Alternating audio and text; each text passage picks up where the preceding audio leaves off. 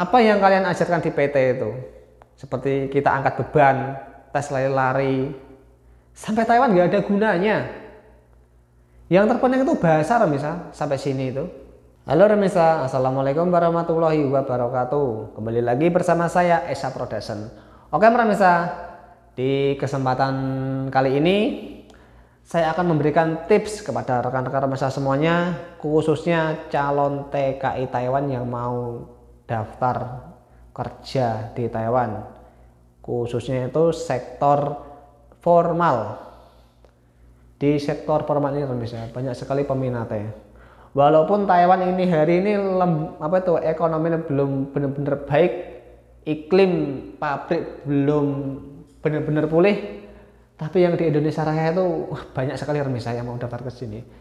Saya itu sampai heran, sampai di sosial media itu, di Facebook, di TikTok itu diiklankan pabrik ini membutuhkan karyawan gini. Saya ini mau ngomong ini terlalu beresiko Remisa, takutnya itu kena somasi lagi. Saya sering kena somasi Remisa. Kemarin itu ada pabrik di arah Thailand Remisa, pabrik spare part itu. Saya nggak mau sebutkan namanya itu. Nanti saya tanya langsung melalui WA lah. Nanti saya cantumkan nomor WA saya di link deskripsi. Itu pabrik spare part Remisa, diiklankan di Facebook. Kuatannya lemburannya los, banter nari boyoke. Lah saya tahu nama pabriknya. Lah teman saya loh, ini hari masih kerja di pabrik itu Remisa. Lah teman hari loh, saya selalu kontak dia, gimana Da Kapolda. Kalau saya panggil dia kan itu Kapolda kan. Gimana lemburannya Da Kapolda? Walah, lemburannya nggak ada Mas. Ini saya masih sibuk cari kerjaan luar atau kerja takongan itu. Ya memang ada lemburannya di situ. Tapi lemburannya itu perbagian Remisa, nggak semuanya itu ada gitu loh. Sama seperti di pabrik saya. Pabrik saya juga dulu top skor Remisa di sini tuh, lemburannya jos terbaik. Tapi sekarang kan ya ambruk kan lemburannya. Perbagian, bagiannya kan banyak. Wong saya di bagian stamping itu ada 3 grup. Line A, line B, sama line C. Saya kan di line A, itu line A dan line B, line C itu beda-beda lemburannya kok. Kadang ramai di line A, line B, line C. Belum bagian lainnya, bagian tembak robot itu, las robot itu. Jadi untuk masalah lemburan tuh perbagian, jangan kita dianggap rata. Ibaratnya pabrik saya ini lemburannya banyak itu perbagian mana gitu loh. Biar teman-teman itu tahu. Dan perlu diperhatikan, kalau kita mendapatkan info langsung dari Facebook, kalian harus telusuri dulu. Apakah pabrik itu bagus atau enggak, iklimnya bagus atau enggak.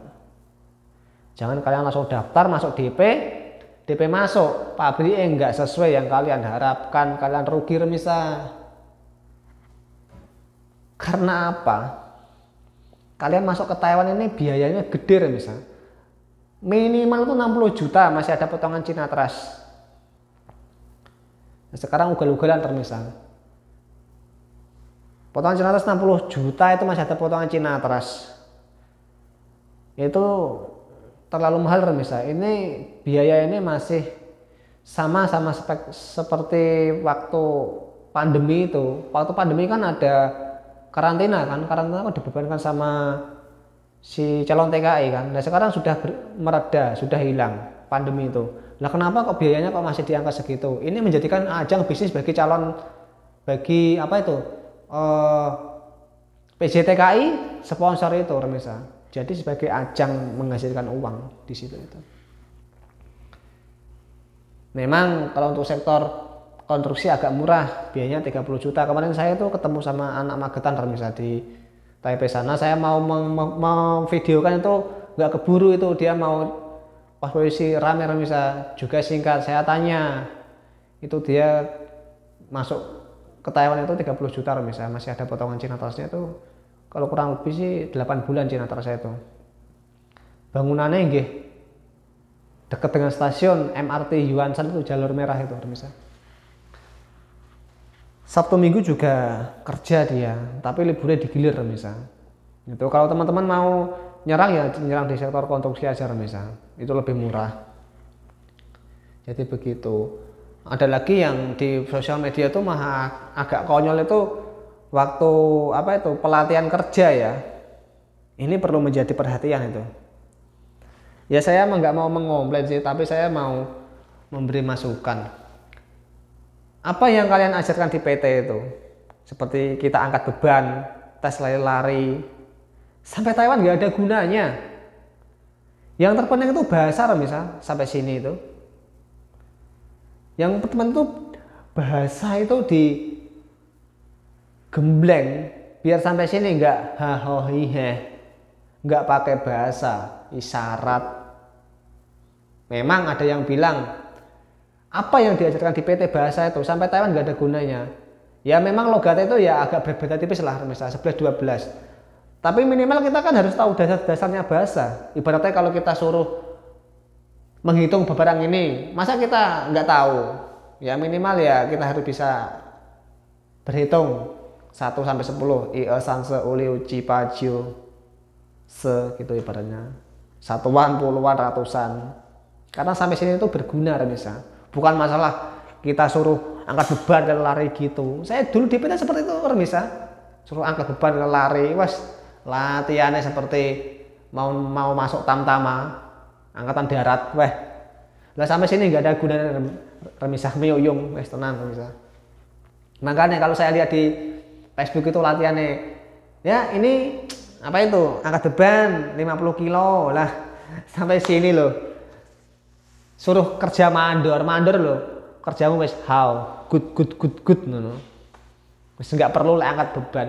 Angkat beban ya palingan ya berapa kilo gitu misal, tergantung pabrik ya. Kalau kita pabrik berarti keramik itu mungkin ya sekitar 30 kiloan lah. Kecuali kalau kita pabrik semen. Nah, itu kemungkinan ya seperti itu. Tapi itu hanya formalitas. Saya juga heran sama orang PT itu wes lucu-lucu misal wes ben sakarpe lah, itu urusannya mereka. Saya hanya menanggapi saja yang beredar di sosial media. Takutnya saya disomasi lagi misal.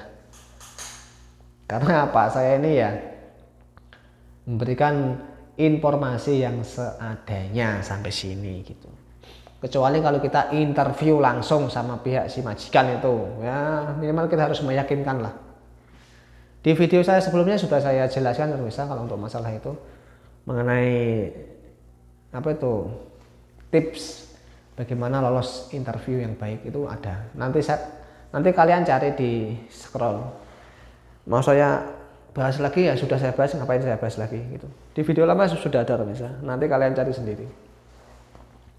Kalau untuk masalah tadi saya cantumkan di link deskripsi yang nomor WA saya.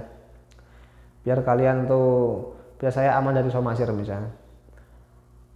Mau pabrik-pabrik besar di Taiwan ini sudah pada tumbang misal. Contohnya pabrik apa itu Dinamo Taigen dekat saya nih. Dulu lemburannya udah kewancang misal. Gajian kali nimbang duitnya. Nah sekarang mah alumninya pindah ke pabrik saya. Dinamo itu, pabrik Dinamo Taigen daerah Lontan itu. Bagus dulu lemburannya, sekarang banyak yang remuk misal. Makanya untuk teman-teman yang mau ke Taiwan itu dipikir dulu gitu loh. Jangan sampai kalian masuk dalam jebakan Batman oknum sponsor. Karena oknum sponsor itu nggak tahu, yang penting kalian tuh terbang dapat uang fee dari pihak PT. Meski sponsor itu dapat uang fee dari pihak PT, dia itu nggak tahu. Ibaratnya sponsor untuk kalian apa itu suruh jelasin berapa sih potongannya tiap bulan, apa saja sih yang harus dibayarkan tiap bulan. Mereka nggak tahu misalnya. Tahunnya Taiwan gaji pokok 13 juta, belum termasuk lemburan. Nah, masuk lemburan ini termasuk ini apa yang nggak bayar sinatras, bayar askes, astek, pajak pendapatan, service agency, belum lagi biaya lain-lainnya gitu loh. Mereka nggak tahu. Tahunnya kalian tuh terbang mereka dapat uang fee gitu, dapat untung. Kasihan yang mau kesini itu dengan biaya puluhan juta sampai sini nggak sesuai dengan apa yang mereka harapkan gitu. Jadi ini menjadi suatu masukan ya buat teman-teman, karena saya itu hanya memberikan edukasi. Saya bukan agensi, bukan sponsor. Saya hanya TKI di Taiwan, memberikan pengalaman saya khusus untuk teman-teman yang mau ke Taiwan. Biar kalian itu lebih aman gitu loh.